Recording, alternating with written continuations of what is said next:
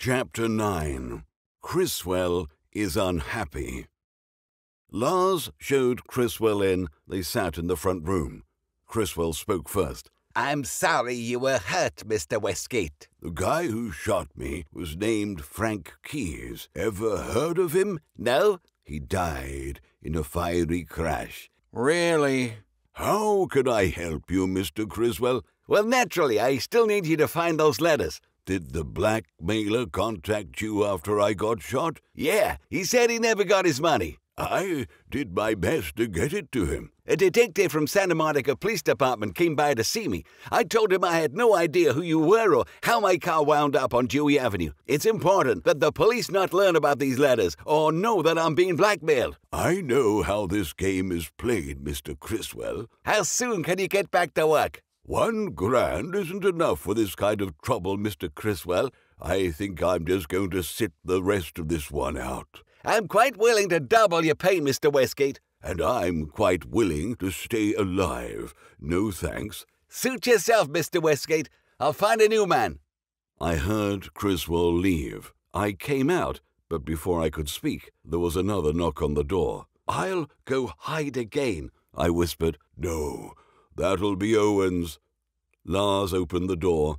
It was Owens. "Can I come in?" Owens didn't wait for the answer. He just entered and sat in the same place he sat earlier. "Hello again, Sir Loris," he said, smiling at me. Lars gave me a strange look. "What did Criswell want?" asked Owens. Aren't you a bit out of your jurisdiction, detective? Asked Lars.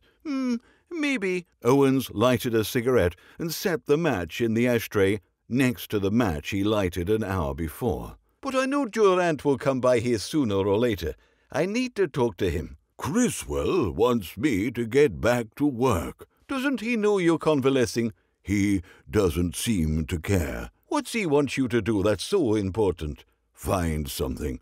But I don't work for him anymore. I just told him so." "But he's paying you $1,000, Reggie." "I'm too old for the kind of adventure $1,000 buys these days."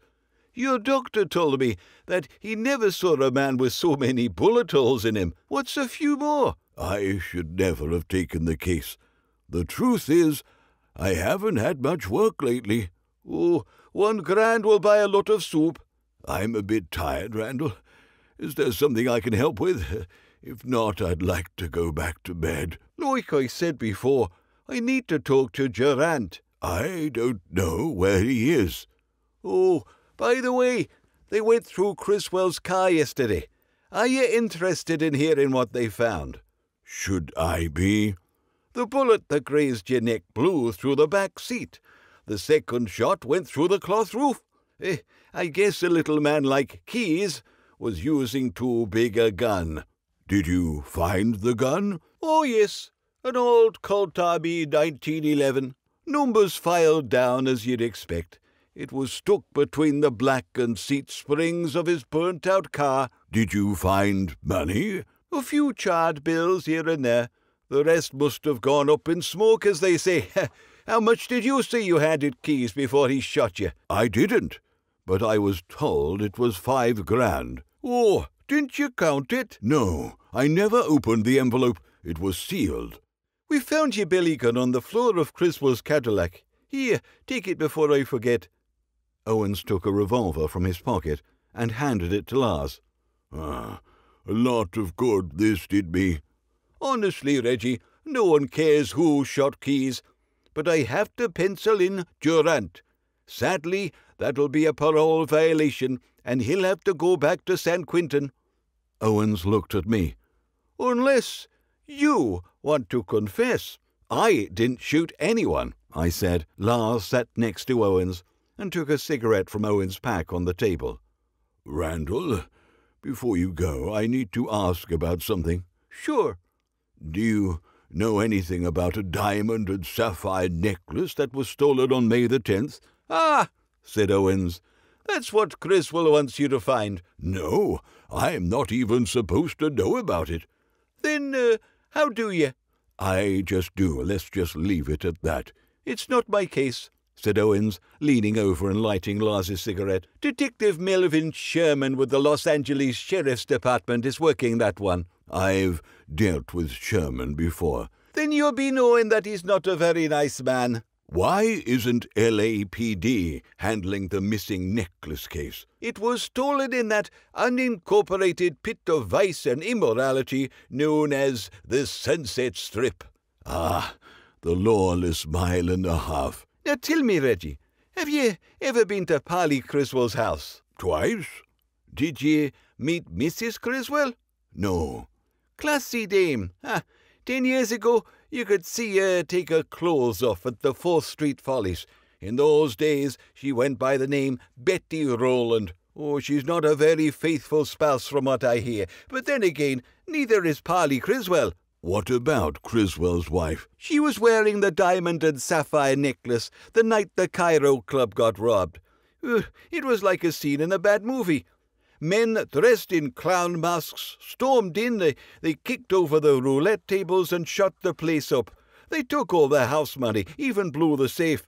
Then on the way out, a few of the greedy clowns collected jewelry from the petrified patrons. The necklace you asked about was torn off the neck of May Criswell." "Why would anyone wear a necklace worth 12 grand to a nightclub?" "Oh, I don't know. I'll ask Mrs. Criswell the next time I find her passed out in the back of some romping Romeo's car."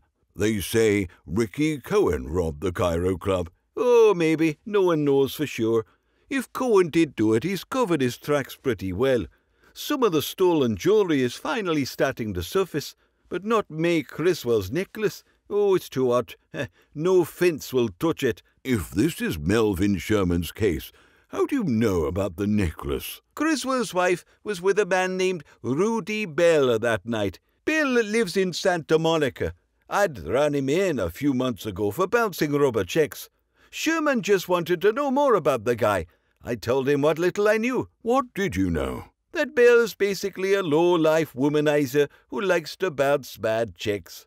"By any chance, does this Rudy Bell know Criswell's daughter?" "Which daughter?" "The one up at Mills College in Oakland." Owens extinguished his cigarette and stood. "Oh, my, Reggie. You do know quite a lot, don't you?" "Truthfully, I don't." Owens put on his hat. "Going already?" asked Lars. "I got stuff to do. If Gerard comes by, tell him to come and see me. Maybe I can help him, maybe I can't." Lars showed Owens out. I put on my coat. "Where are you going?" asked Lars. "I need to go to my hotel. Supposedly I have lots of telegrams waiting my attention. My New York office must be trying to reach me."